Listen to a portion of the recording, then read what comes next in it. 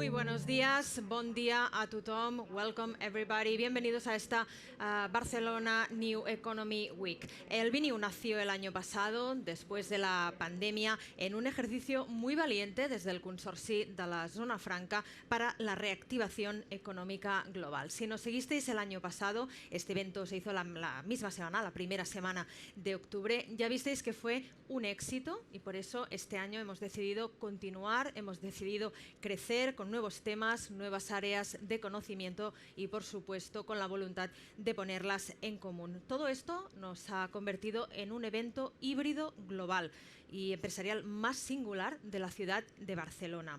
Nuestro objetivo es conectar, impulsar y transformar. Algunas cifras. Durante 4 días, desde hoy hasta el viernes, vamos a desarrollar 10 eventos que van a estar interconectados y todos se van a poder seguir vía streaming en unas 250 horas de contenido. Además, contamos con 800 speakers y esperamos tener 12.000 asistentes. El 80% vais a estar online.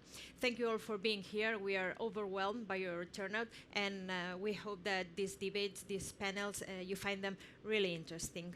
Tenemos que dar las gracias también a los patrocinadores que nos han facilitado la organización de este evento. Son Servihabitat, el servicer líder en la gestión de activos financieros e inmobiliarios, Ayuntamiento de Barcelona, Akbar, empresa de gestión del ciclo integral del agua con más de 150 años de historia, el Consorci de la Zona Franca, fabricamos oportunidades para tu futuro, Design Partners, a través del Barcelona Centre Disseny, la empresa BD Barcelona Design, colabora con mobiliario de diseño en la zona del Photocall aquí en la estació de França.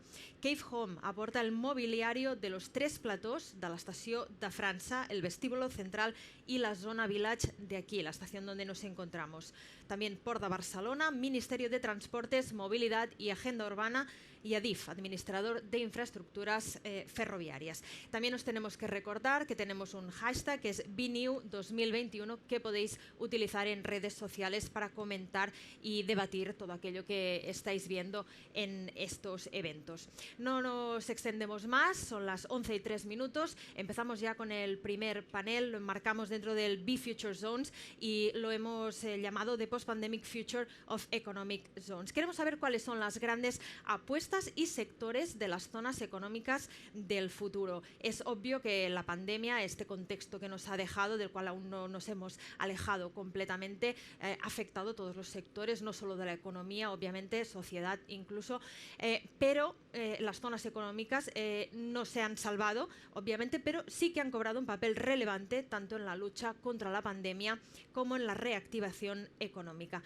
Para este primer panel, para este estreno del BNIU, del evento de Economics del BNIU, vamos a contar con 3 invitados online. Van a ser Gökhan Akıncı, Douglas Vandenberge y Richard Baldwin. Pero antes de hablar con ellos, quiero introducir a Courtney Finger, es editora jefe de Investment Monitor, una publicación digital sobre inversiones.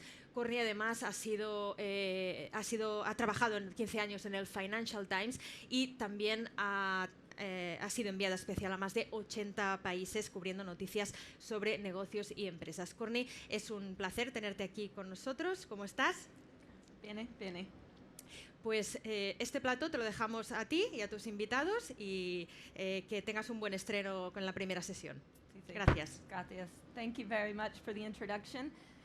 Thank you all for watching, and most of all, thank you to Barcelona Free Zone for having me along again this year to lead sessions in this extremely important and exciting track as part of BNIU. Well, it was a year ago that we were gathering, some of us in person, most of you virtually, to try to really make sense of the wild events of the previous year and to try to understand how the global economy was changing, how many of those changes would be permanent, and how, of course, they would impact the operation of free zones. If I'm honest, I didn't really think this time last year that we would still be in maybe not mid-pandemic, but still in the grips of the pandemic. So many of the changes that we discussed last year are still playing out. There's still a time of crisis. However, we can say at this point that we can at least start to look towards recovery. We can maybe have a little bit of a more optimistic discussion than we had last year. However, bearing in mind the events of the past year and a half, I think what we learned is that predictions are very difficult to make, and that we all need to be, if not pessimist, then at least realists about what's possible, and to really take on board the changes that have happened, and to have strategies in place to deal with future crises. And the heart of all of that is being adaptable and resilient. So throughout this economic zone program, we're going to talk about how well zones have adapted to this time of chaos and turmoil and change, and how they might emerge from all of this wiser and a bit stronger. So to get things started, and although predictions are a little bit difficult, I'm still going to pick on the gentlemen that are assembled here and try to get them to do, if not predictions, a little bit of future gazing, and then also help us make sense of what's happened and where the zones can go from here. They'll bring to you each three very different perspectives, but with a lot of expertise in the world of foreign direct investment and in working with zones. I'm going to start with Richard, if I can. Richard, coming, of course, from UNCTAD. Maybe you can give us a little bit of the lay of the land.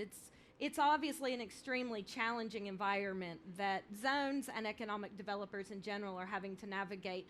So when you survey the FDI landscape, what do you see? What are the threats still ahead? And how is the ground shifting?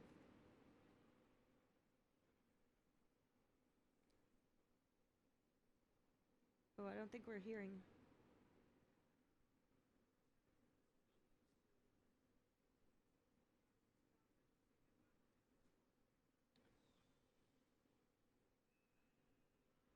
I'm not sure that we're hearing you, Richard. Apologies.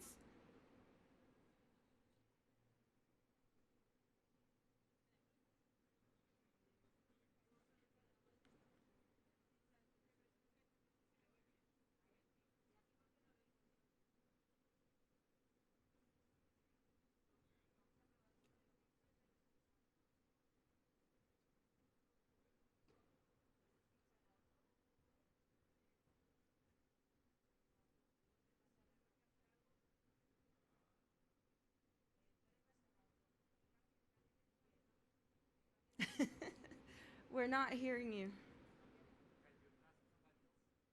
Let's see if we can, if we have an audio that's working. We'll return to you, Richard.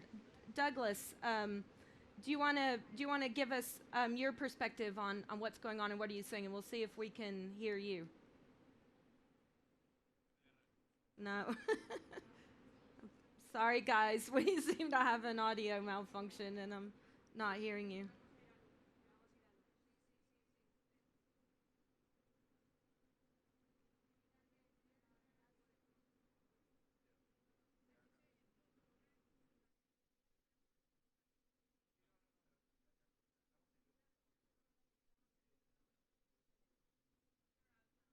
Okay. Oh.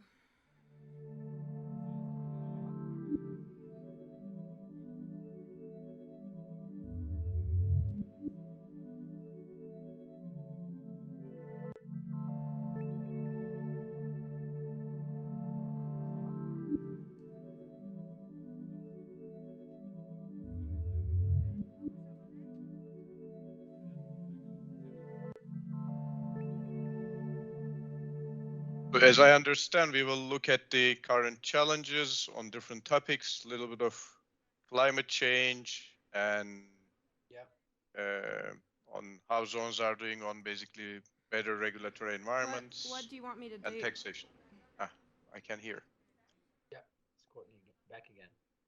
Courtney, can you hear us now? I can hear you now, yeah. Good. How? Okay, we're coming back. Please forgive us. A glitch with our audio, but I think we have resolved it. So, Richard, this gave you at least a bit of extra time to consider your answer, although I'm sure you did not need any extra preparation. Tell us what you see as you survey the FDI landscape and the general operating environment for economic zones at this moment. Yes, hi Courtney. still a very difficult environment, as you already said. We had, of course, a very significant fall in global foreign direct investment last year, as reported in our World Investment Report.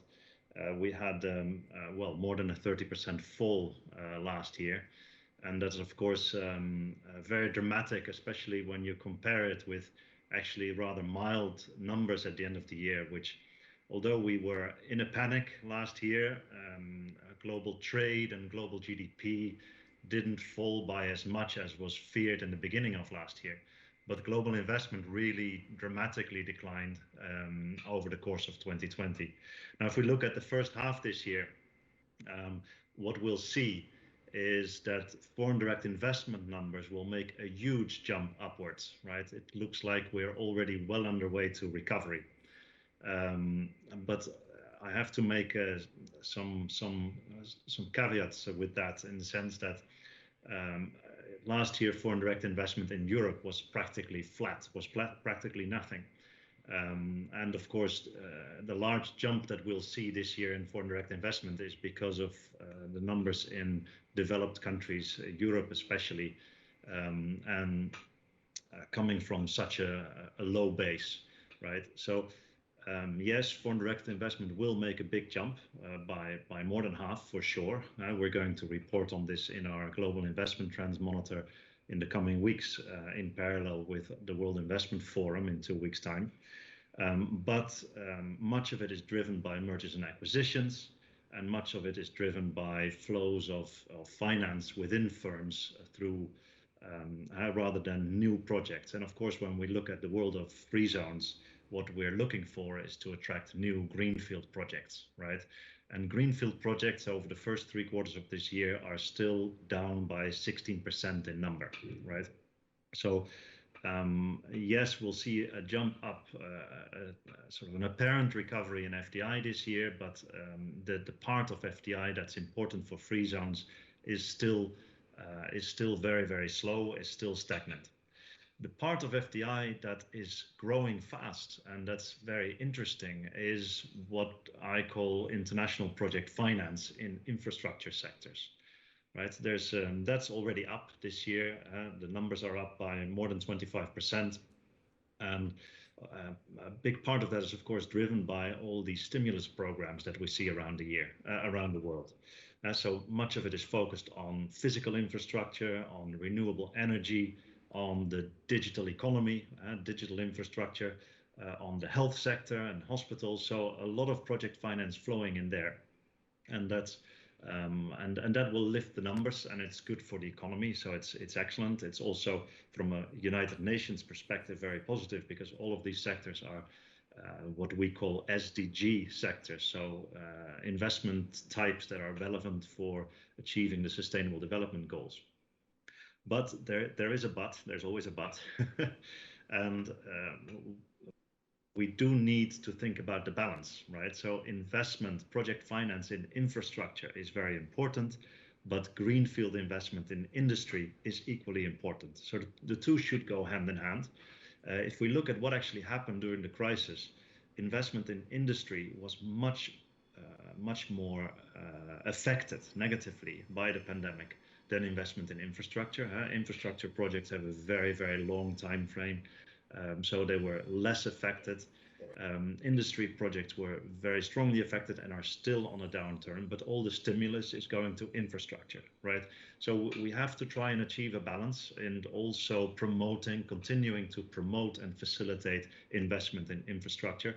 And from the perspective of free zones, of course, that is extra important, because that's the type of investment you are looking to attract. Just to give a few more details on this, right? So if I think about the stimulus programs, we are now looking. Well, there have been trillions of dollars of stimulus programs announced or adopted over the past 18 months. If I look purely at what is the investment component of that, so not the immediate consumption household stimulus component, but really the investment, long-term investment component, if we add it all up, we're already at about $3.5 trillion worldwide. right? So that's going to have a big impact on stimulating long-term investment over the coming years. Now we have to, there are some points of caution there. One is that if we look at the trend in infrastructure investment over the last decade or so, and we pick those years in which we saw the fastest growth, the implied growth now with 3.5 trillion is 3 times as fast as the fastest ever growth we have seen. So the implementation stress will be enormous. I think that at the moment policymakers are very much underestimating the difficulties that we will see in implementing all this investment. All the more reason to think about spreading the promotion and facilitation a bit further to industry. Another point of caution is that only 10% of that 3.5 trillion is currently programmed to be spent in developing countries. And of course, being UNCTAD, being a development organization, that's a concern for us. We need to see some more stimulus also spread, and investment promotion also spread to developing countries. Not only do we see that the total amount that is meant to be spent in developing countries is relatively low, the enormous global numbers that we see will, and that are 90% to be spent in developed countries, will make it so that project finance sponsors and institutional investors will, of course, be very much pushed to invest in developed countries. And we're very concerned about sort of the giant sucking sound we will see for investment that would have otherwise had a chance to move to developing countries, all going in the direction of developed markets. So that's a concern from our perspective. To conclude, very briefly, what if we look at the market for industry investment? Well, we've made lots of predictions even before the pandemic, and how these predictions were affected during the pandemic. We hear a lot of noise about the need for improving supply chain resilience, about the need for more sustainable investment. We put together a couple of expected trajectories for international trade and international investment for the coming 10 years. What do we think will actually happen with the world of industry investment in global supply chains? There's a lot of different directions it can go in. We hear a lot about reshoring and the fear of reshoring, which is of course a fear in developing countries and emerging markets that will lead to less investment in supply chains in their countries. We did a bit of analysis on this, and for the moment, it's not yet happening, and we don't expect it to happen very fast. If we look at the first sort of reshoring discussion, which emerged around the time that trade tensions between China and the US were increasing a lot, and the expectation was for less investment in China and much of it moving to Southeast Asia and to other emerging markets. For now, greenfield investment in export-oriented manufacturing in China is among the most resilient, and total investment in Southeast Asia and other markets where we thought this would move to is not up. It's rather down. So reshoring for us right now, given the enormous sunk cost involved in investment in export-oriented industries, we don't see it happening that fast. Trajectories that are far more likely to happen are regionalization, so an increase in the amount of investment looking for regional markets and looking to exploit regional integration agreements. That type of investment we see expanding very fast over the coming decade or so. And other types are what we call diversity-seeking investment. So investment that will try to look for, rather than large-scale new investments in manufacturing, for more widely spread, smaller-scale investment. So that's the kind of scenarios that we paint. That has a number of implications for free zones, obviously. The pool of what we call efficiency-seeking investment in global supply chains is, shrinking is a big word, but it's certainly not growing anymore as it was in the last 2 decades. So that's been the original focus of free zones, of course, right? Attracting efficiency-seeking investment in global supply chains. So free zones need a bit of reorientation. They need to consider the fact that given that pool of investment that they're all looking to attract, so there's an increasing number of zones playing in a smaller, fishing in a smaller pond. We need to look at alternatives, and those alternatives are in regional market-seeking investment and diversification-seeking investment. Thank you. So there's a lot of macro trends that you've identified there that are impacting zones. Gökhan, does that fit with what you're seeing? And you're working with zones around the world and advising them on their strategic activities. How well do you think they're adapting to these trends that Richard has identified?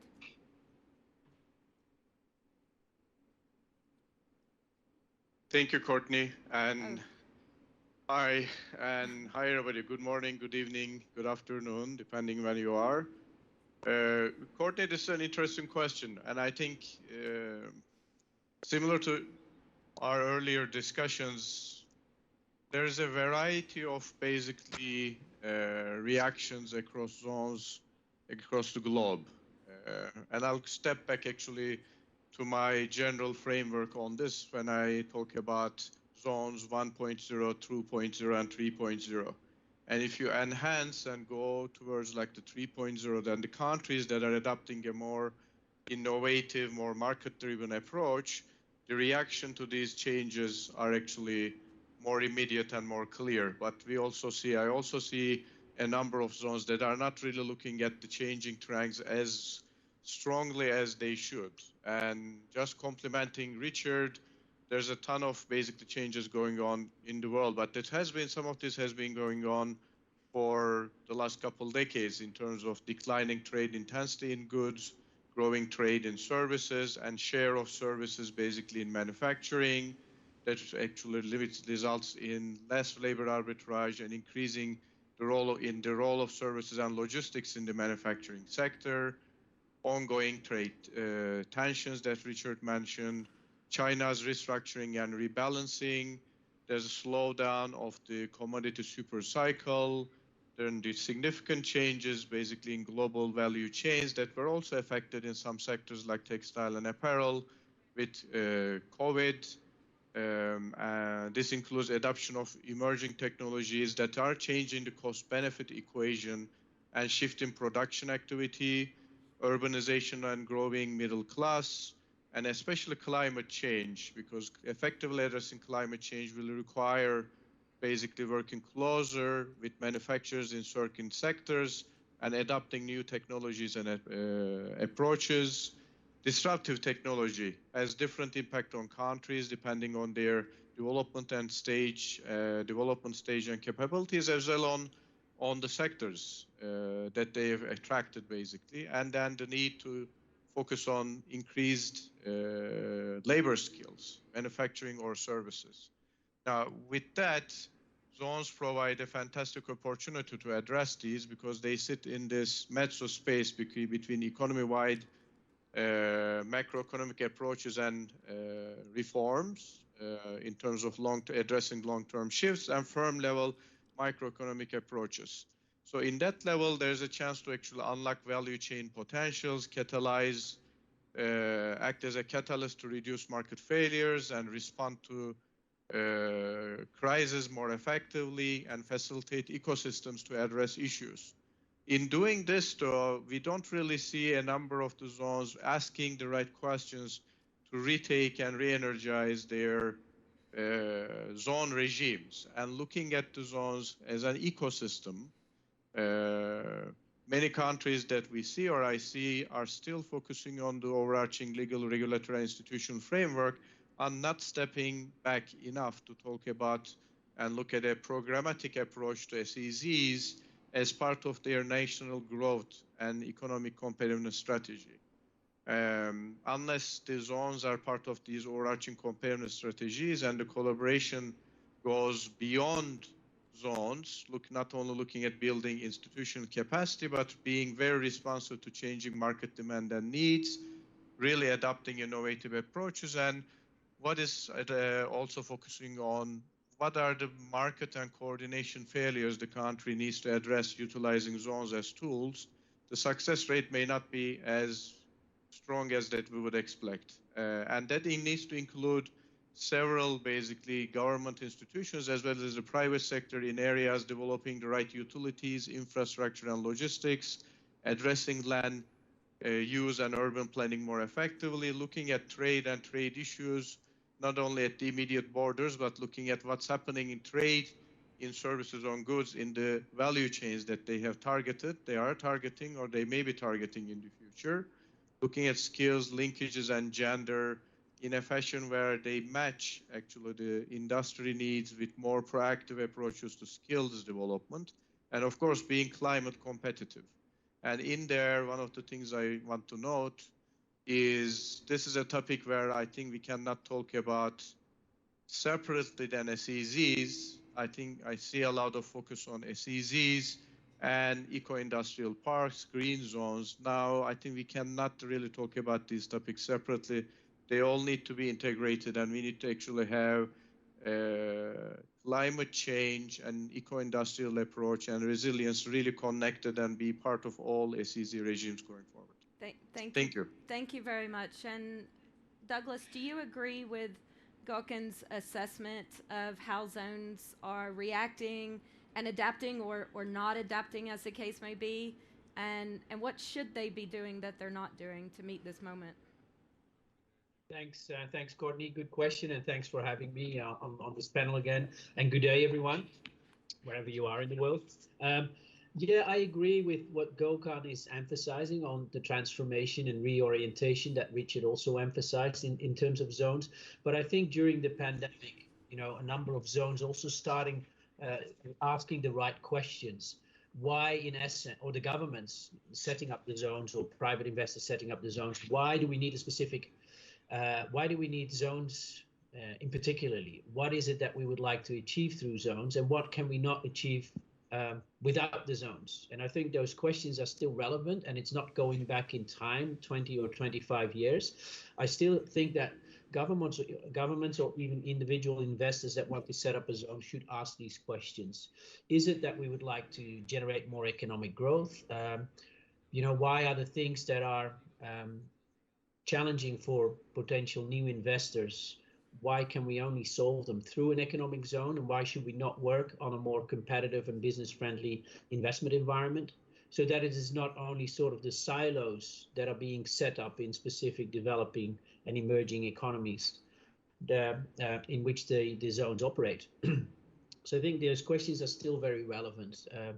I think many governments today are using zones not only for export-oriented activities or the efficiency-seeking investments that Richard was referring to, and Gökhan as well, because I do think, yeah, if there is a decline in those types of investments, the structure and the nature of economic zones should also change simultaneously, and it should be a reorientation.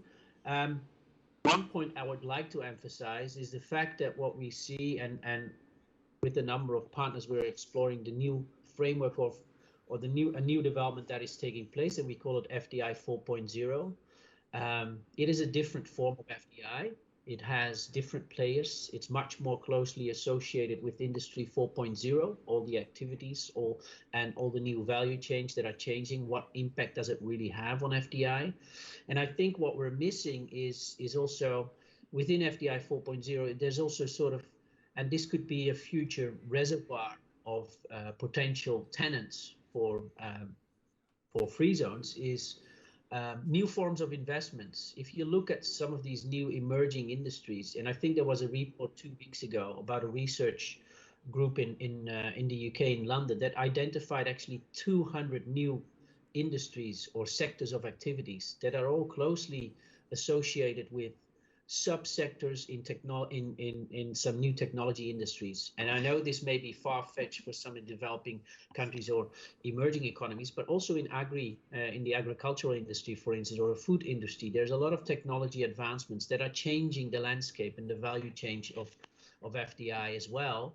and in which free zones can find a new source of investment. And many of these players are different. They look at new and the way they internationalize is often through what we would call new forms of investments, or sort of the hybrid forms of foreign direct investments. They're looking for strategic partnerships, alliances, or collaboration efforts, which in specifically new technology industries, or even in industries that are much more focused on sustainable development, are becoming much more widespread.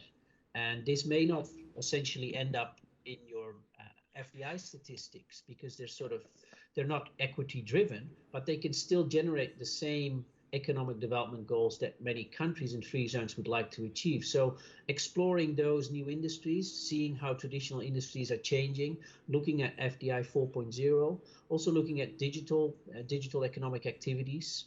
I see many zones that are not fully focused on this yet. They don't have a digital strategy in place yet, or are trying to focus on these new digital forms of FDI, which are closely associated also with creating a domestic entrepreneurial environment like venture capital. And it could be a source of investment, and it could also be a source of new types of innovative driven FDI. And I think that's extremely important, and we see this changing quite a bit in some emerging markets. So I just wanted to emphasize that point.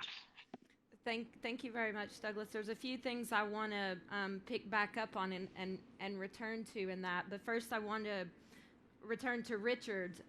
You mentioned about the SDGs, and obviously sustainability is an important, I guess, metric or goal now for almost every organization. But what does it mean in practice? And when we think about the sustainable development of free zones, especially in the developing world, where are we in terms of meeting some of these goals and getting to where we need to be? And what are the kind of learnings that you might point to from your research?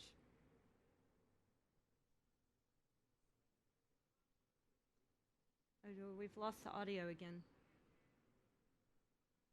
No, I think. All right, this time it's my fault, Courtney. Okay. I do apologize. Big relief. A very good question. Thank you very much. Where are zones in this regard? Well, I think what we see around the world is that many zones are really actively and proactively pursuing sustainability objectives. So the will is certainly there. The intention is certainly there. There's a lot of work to be done, however, right? And generally, when we are asked what to focus on and to try and help zones or zone developers or zone authorities move in the direction of greater sustainability, we point at, well, several factors. Let me say 3 F's. One is financial sustainability, right? In our work, we developed in our World Investment Report 2019 a framework for the measurement of the impact of special economic zones, the impact of free zones. And we did that in the shape of a sustainable special economic zone profit and loss, a profit and loss statement. So all of the factors that add up to profits and losses for zones, but for all stakeholders involved, and including the ESG perspective. So in there we had those metrics, and we very clearly included in those metrics also the financial sustainability of zones, because zones are becoming increasingly complex.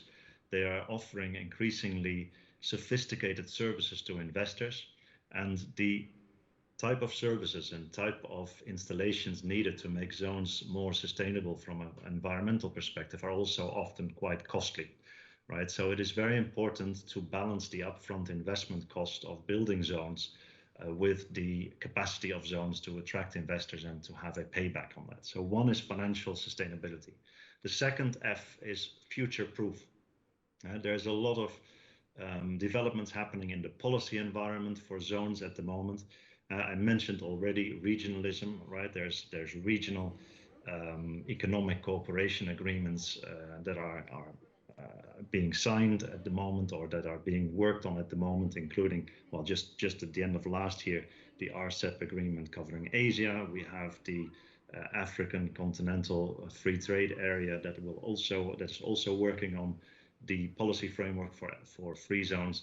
So there's a lot of activity at the regional level. There's activity at the global level regarding international taxation and the G20-driven developments to reform the international tax regime that will change the environment in which, well, all zones at the moment provide a large part of their incentives. There are developments surrounding investment facilitation, discussions in the WTO going on that basically have as an objective to make the type of investment facilitation measures that have always distinguished free zones, to make them the lowest common denominator for all countries, right? So there's a lot of policy developments, and for the design of new zones, future proofing is very important. And then the last F, which is basically the framework for sustainability, right? We developed what we call SDG model zone, which is kind of an umbrella concept trying to bring together all of the different ideas to make zones more sustainable. There's not one single solution for this. There's no silver bullet. There's a lot we can learn from each other. There's a lot that zones can learn from each other. And to do this, we are trying to bring together zones at our World Investment Forum in a new alliance, trying to support zones and trying to help zones stimulate cross-learning and cross-fertilization of these sustainability ideas. Thank you. And Gökhan, I know the topic of sustainability is a big one for you as well. How do you think that can fit with the zone's overarching goals of creating jobs and economic development? And if I can sneak in a second question to you, the tax changes that Richard alluded to, obviously there are seismic changes going on in global corporate taxation. How do you see that impacting free zones, especially in the emerging markets where you work? Thank you, Courtney.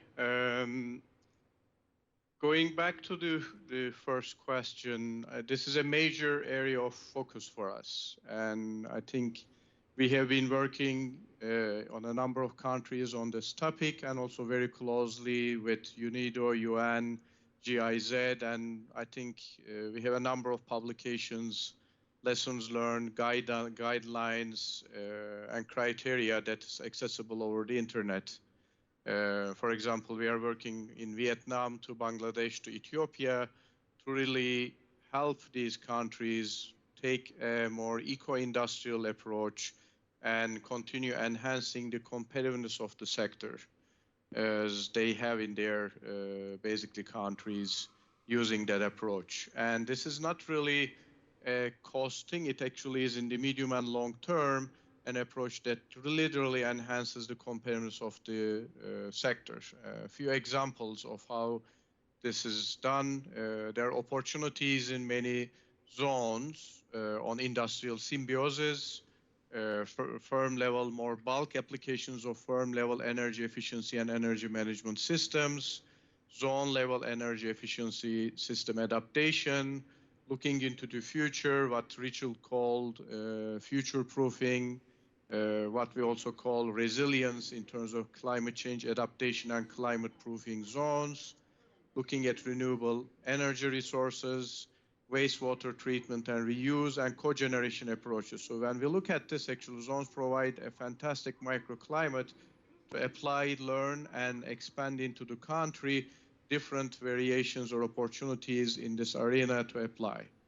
Looking at that, actually, this provides an opportunity to, again, take a look at that programmatic approach on how do we make this as part of our future competitiveness strategy in our zones, and how do we actually enhance collaboration, integration beyond zones, and looking at the ecosystem that we are developing to adapt these as they are relevant to our current, basically, sectors, and actually employ from the very beginning in designing our new zones, because this is actually a fantastic opportunity to retrofit existing zones, but also design future ones in a very climate effective, climate efficient, and climate proof fashion. This comes in really looking at our utilities, infrastructure, and logistics in a fashion where we improve, for example, water use and adapt more green power generation, using land and urban planning very effectively in designing and retrofitting our zones, looking at our trade-related issues and how we employ, how we bring in, how we export more climate-friendly products, or looking at the value chain to see what are the changes in different parts of that value chain that we need to adapt to enhance our, I would say, climate competitiveness. That also comes with different skills, not only in firms, but also in the governments to understand, or zone managements to understand basically the sector trends and the impact of climate change into the sectors that they have employed, to look at market trends in the immediate and medium and long term, to start applying and adapting our overarching strategies to upcoming changes. And in there, I think we always need to look at and ask ourselves ex ante the hard questions to help us more strategically plan what I mentioned before, the industrial infrastructure 3.0. In there, we need to ask questions like which value chains are challenged the most, and which ones provide the most opportunity for the country and the regional context going forward, looking at basically the impact of climate change. Are there actually market challenges, but also opportunities climate change may be imposing us? There might be resources in the countries in terms of, for example, green energy that the country could employ more effectively to enhance competitiveness of these sectors using more green energy. And then looking at basically what the buyers are demanding, what the customers are demanding, and bringing that down to actually regulations and looking at incentives. This relates to tax question you also have, to see if we can more effectively incentivize the policies, the firm level changes, the zone level changes to develop the hard and soft ecosystem characteristics of the industrial infrastructure system in these zones. This also comes in looking at innovative mechanisms and new tools, new basically technologies that we can incentivize at the industry level as well as the zone level to employ. Going to your second question, this I think is a fantastic opportunity for zones. Because one of the things we've been talking about is the opportunity for zones and firms coming into zones, because they actually would provide a better regulatory environment, a better business environment, better infrastructure, and reduce costs. And that would be their actually attractiveness to investment rather than tax holidays and tax incentives in general. I think this tax competition, the focus on tax competition, is a very important aspect of that governments and zone managements need to take into consideration and focus in that area even more, and be very clear ex ante on the value proposition of each zone, and focusing a lot more on reducing cost of doing business, really looking at firm level and zone level incentives to actually enhance the ability for firms to improve their competitiveness and attract investment, as well as increase their buyer markets, and reduce the focus on tax incentives. This, I think, is a fantastic opportunity. It will be challenging, but it will also pressure a lot of the zones that may not have taken that step to actually reduce focus on tax holidays and some tax competition, but focus on the core that we've been talking about for years now. Thank you very much. And indeed, the crisis is an opportunity for a rethink and also maybe to redesign how we do things. And Douglas, you wrote an article for our publication, Investment Monitor, a while back, where you questioned whether the entire model of FDI is still fit for purpose. So I would ask you, do you think the model of economic zones overall is still fit for purpose?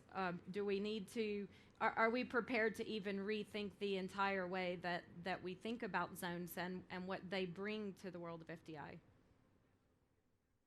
Thanks, Courtney. Yeah, I think the article you referred to was sort of more preparing there's a follow-up article coming as we no, I think if you relate that question, is there still a future for economic zones? Yes, obviously there is. There's a lot to talk about. I think what Gökhan and Richard also emphasized, this pandemic gives an opportunity to reorient, to refocus, and to redesign. I think every government in the world should do so. Take the opportunity always.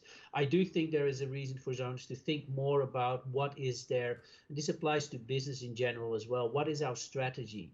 And then sort of start formulating the policy. What is it that we would like to achieve? Again, re-emphasizing that question, and it seems so relevant. First, a lot of zones go through the development of developing an economic zone policy framework with the government without actually taking into account what it is exactly that they would like to achieve through establishing a zone.